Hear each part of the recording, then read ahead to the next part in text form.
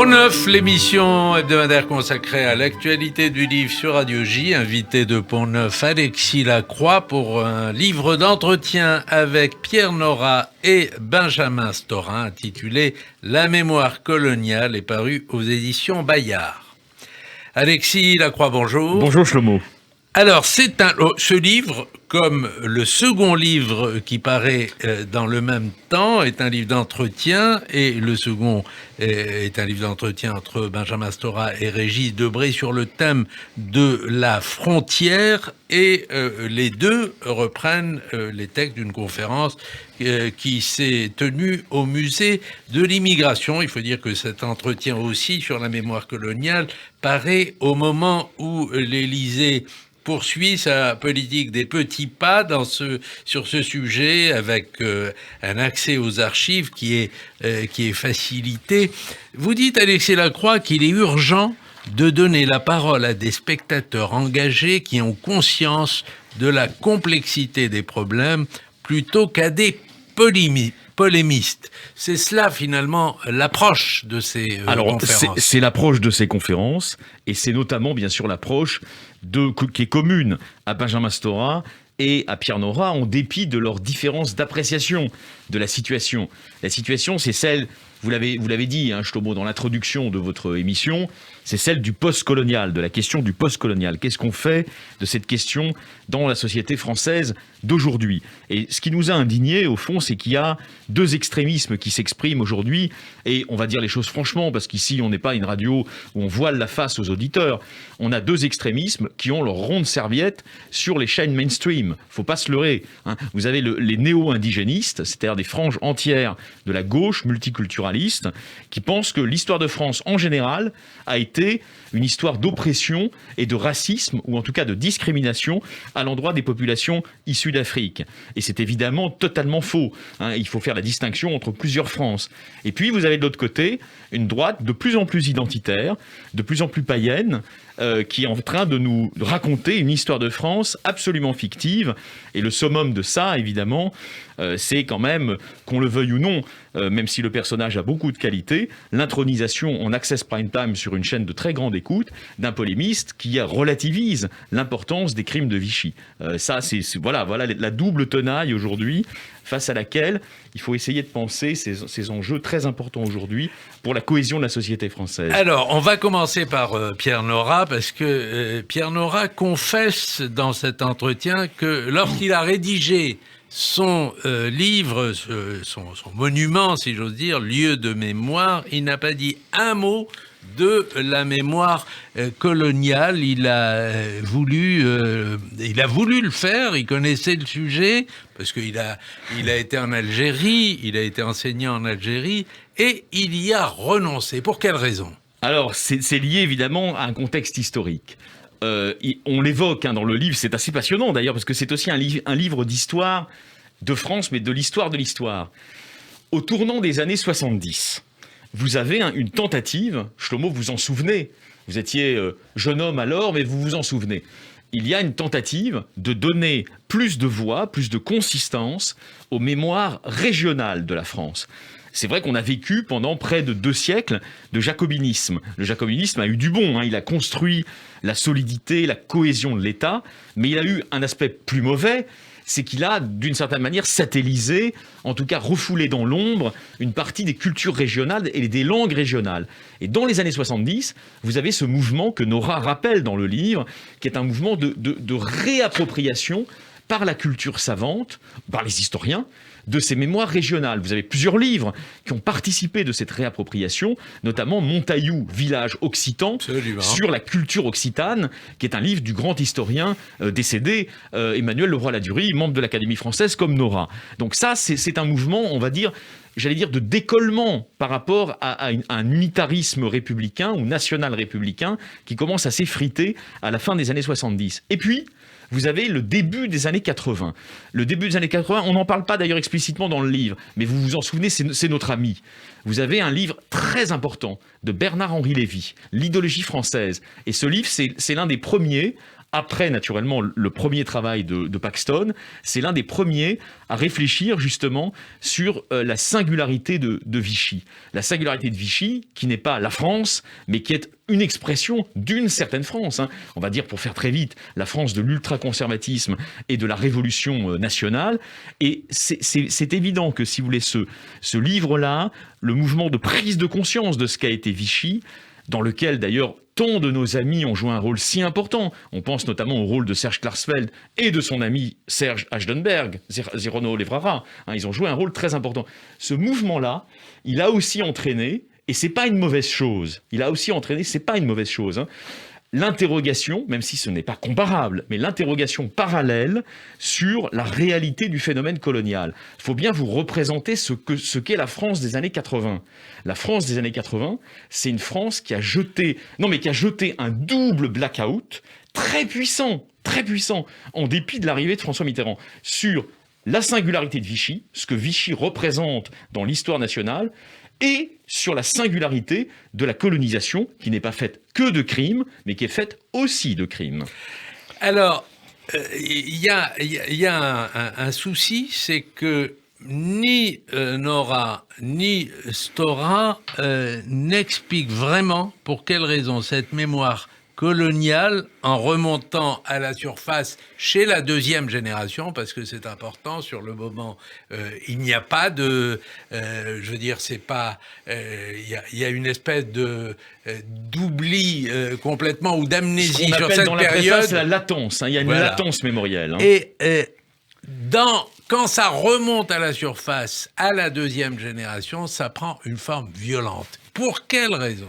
Ça, c'est une question de fond à laquelle, il est vrai, là on va être honnête, hein, Shlomo, nous ne répondons pas directement dans le livre. Mais les raisons, si vous voulez, elles s'explicitent pas forcément dans notre livre, mais elles s'explicitent dans l'actualité.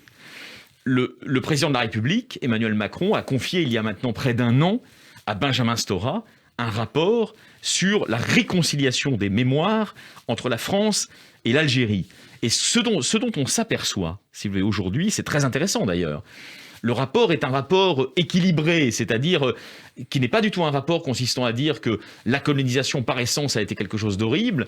C'est pas non plus un rapport qui passe sous silence les crimes nombreux commis par les Algériens militants, et notamment ceux du FLN. Hein. C'est un rapport qui essaye de rapprocher les deux rives de la Méditerranée assez sincèrement, et d'ailleurs ça correspond à l'état d'esprit de Macron. Mais regardez comment il est reçu en Algérie. Le rapport, il est mal reçu en Algérie. Absolument. Voilà. Et pourquoi il est mal reçu en Algérie ? Mais c'est parce que c'est vrai que malheureusement c'est comme ça. Une grande partie des élites algériennes continuent à vivre sur une idée de la France qui n'est au fond pas très éloignée de celle que nous dénonçons au début, qui est l'idée qui est portée aujourd'hui par des mouvements d'extrême gauche qui sont des mouvements en fait anti-français, c'est-à-dire au sens non pas où ils n'aiment pas les Français, c'est pas le problème, mais au sens où ils criminalisent l'ensemble de l'histoire de France. Or on ne peut pas raisonner comme ça. Si vous voulez, un pays n'est jamais un bloc homogène. Un pays, tout pays est parcouru de mouvements. Il y a des dissensions, il y a des désaccords, et évidemment, dans l'histoire de la guerre d'Algérie, vous avez de nombreux intellectuels qui sont d'ailleurs encore vivants. On pense à Jacques Julliard, par exemple, qui ont été des gens qui se sont solidarisés avec le mouvement algérien. Donc dire que par essence, les Français inclineraient en quelque sorte à des positions colonisatrices, c'est vraiment ne rien comprendre à l'histoire de France. Cela dit, Nora, dans votre texte, il confesse que... Et je pense que Stora n'en est pas loin, en tout cas il ne le reprend pas dans son rapport. Nora confesse que la phrase de Macron sur la colonisation comme crime contre l'humanité est non seulement une erreur, mais c'est une absurdité. Oui, c'est une absurdité, mais qui est d'ailleurs à l'image de ce que parfois Emmanuel Macron peut produire. Je vais vous dire, on va se parler franchement, quand on est en campagne, il était en campagne. Hein, c'était pas gagné encore pour lui, il y avait d'autres candidats, il y avait François Fillon en lice, il savait qu'il aurait Marine Le Pen, etc. C'était pas gagné. Quand on est en campagne, on est amené, quand on est un responsable politique, à être dans une forme de surenchère, naturellement. Et par ailleurs... Oui, mais enfin, c'est assez énorme. Non, mais par ailleurs, il y a son tempérament. Oui. Et par ailleurs, il y a son tempérament.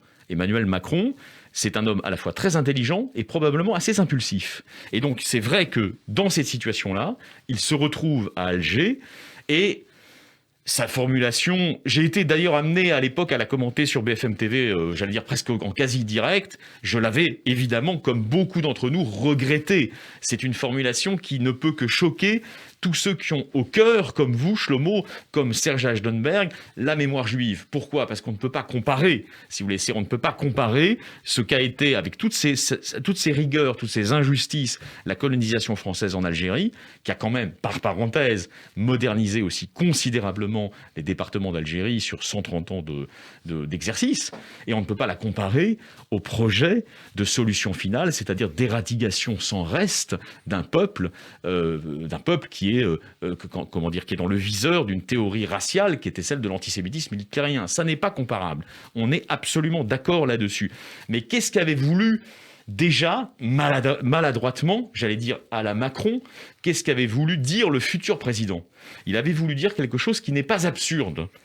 C'est-à-dire que Vichy... Oui, c'est son thème de réconcilier les mémoires. Oui, réconcilier les attendez, mémoires. c'est plus précis que ça. On en parle dans le livre d'ailleurs.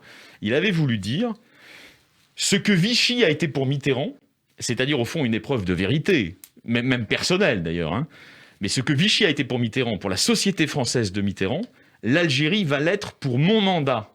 Pour mon mandat. Si on n'avance pas sur ce sujet-là, j'aurais raté mon mandat. C'est ça qu'il a dit au début. Vous voyez, ça ne revient pas à dire que la France serait par essence une nation oppressive et colonisatrice. C'est pas ça qu'il veut dire. Ce qu'il veut dire, c'est qu'il faut absolument cheminer sur ce sentier de la réconciliation. Mais, on va être honnête, hein, on n'est pas là pour voiler la face aux gens. Ça bloque de quel côté aujourd'hui ? Ça bloque du côté algérien. Ça bloque du côté algérien, ça c'est évident. Qu'est-ce qu'entend Stora quand il dit « Il n'est pas vrai qu'il suffirait de changer la pratique de l'islam pour que tout change ». Alors c'est peut-être là d'ailleurs qu'on peut le suivre ou moins le suivre. Il a la conviction qu'il avait exprimée dans le débat et que je reprends là dans la longue préface que je leur ai consacrée, que ce discours dominant, au fond, qui consiste à dire, en gros, je vais très vite, Shlomo, mais nos auditeurs comprendront, les malheurs de la France viennent de l'intensité des flux migratoires en provenance de pays musulmans. C'est un discours qu'on entend beaucoup aujourd'hui et qui a d'ailleurs cette théorisation brillantissime chez des personnages comme Éric Zemmour. Ce discours il faut quand même historiciser un peu les choses, faire de l'histoire, je veux dire. Il a raison de dire, Stora, que ce discours, dans les années 80, c'était l'apanage du Front National. C'était que le Front National qui tenait ce discours. Et il a raison de dire aussi, même si on n'est pas obligé de le suivre dans les conclusions qu'il en tire, que progressivement, par reptation ou par métastase, ce discours s'est répandu dans le reste du spectre politique, à tel point qu'aujourd'hui, vous avez des gens, si vous voulez, quand vous dînez avec eux, ils sont socialistes, ils expriment, si vous voulez, un ras-le-bol qui n'a rien à envier, par sa crudité, avec celui du militant RN moyen. Mais il fait une analyse qui me semble... ça mérite qu'on essaye de comprendre deux secondes. Quand Stora dit que les véritables problèmes d'intégration ne viennent pas de ces immigrations-là, c'est-à-dire les immigrations d'Afrique du Nord, etc., mais d'immigrés qui ne parlent pas la langue. Est-ce que la langue, c'est tout ?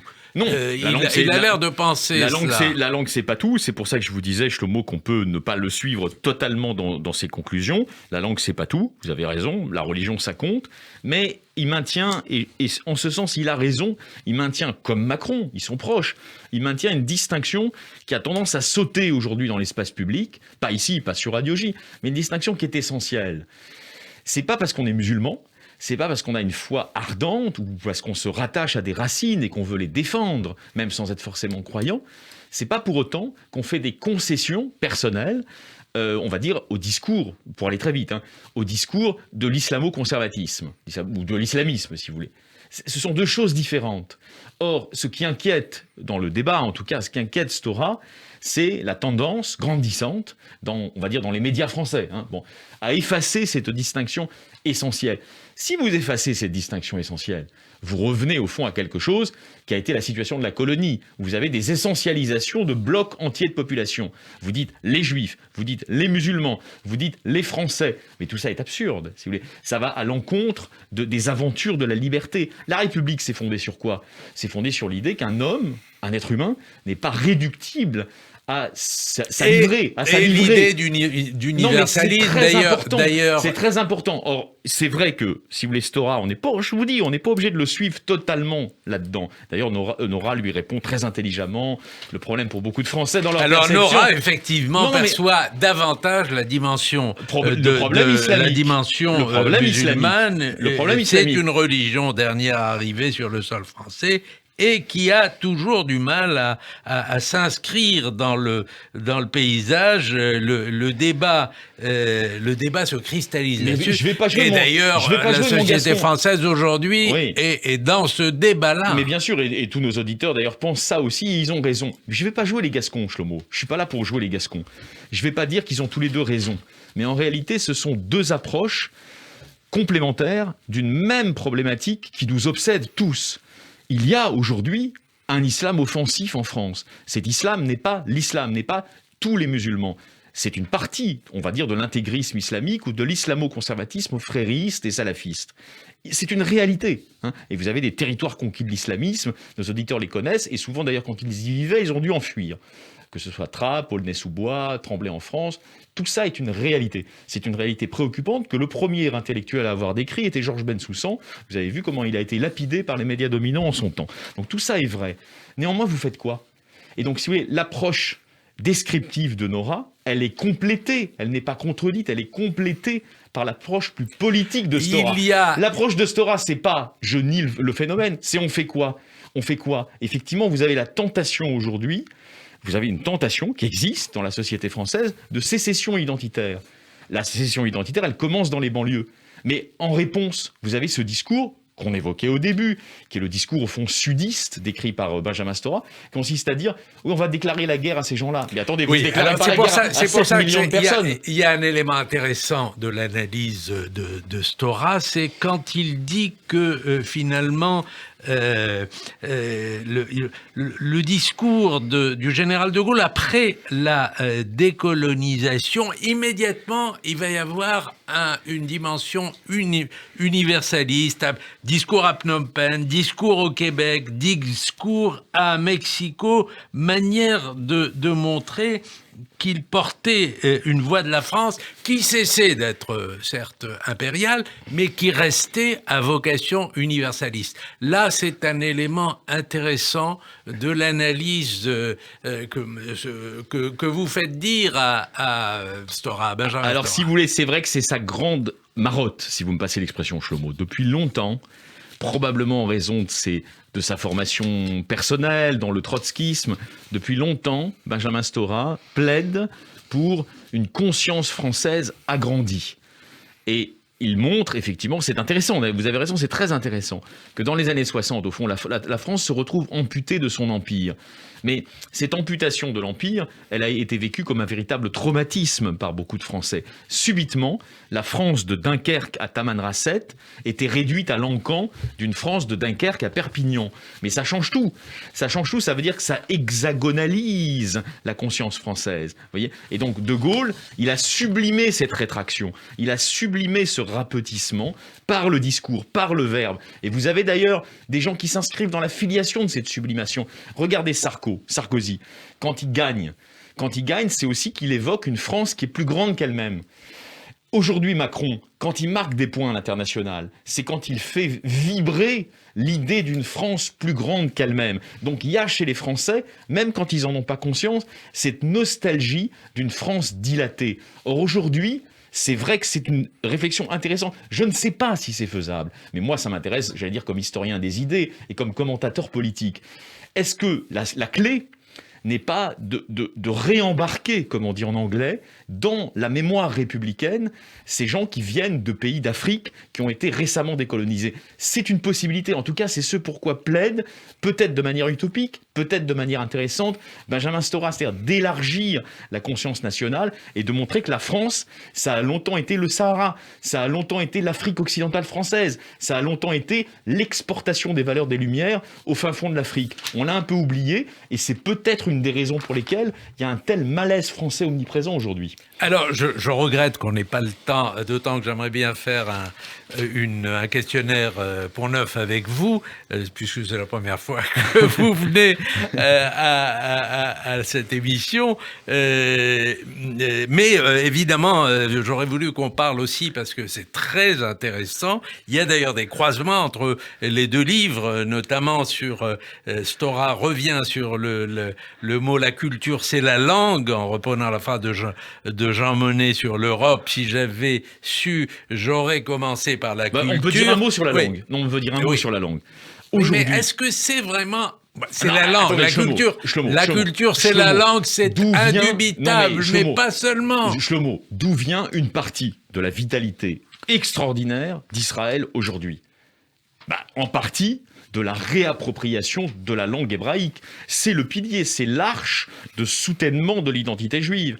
D'où vient la capacité des Français, on va le dire clairement. Alors, non, mais la langue est un instrument, c'est pas la culture elle-même. Attendez, d'où vient la capacité de nombreux écrivains français à réinventer, à revasculariser la langue française aujourd'hui. Alors, on a très peu de temps, donc je